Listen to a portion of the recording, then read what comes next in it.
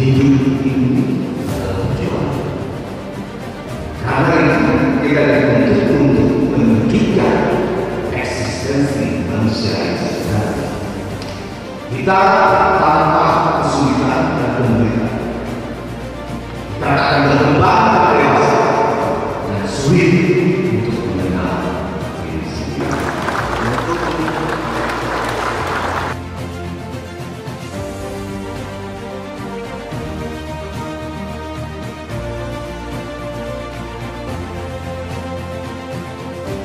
Assalamualaikum warahmatullahi wabarakatuh.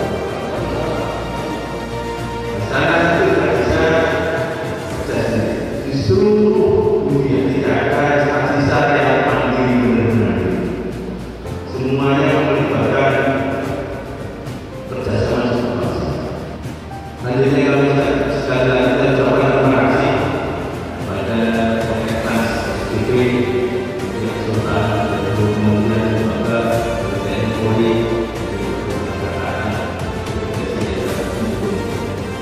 akhirnya dengan doa mengatakan Bismillahirrahmanirrahim pada hari ini pukul 35 pada hari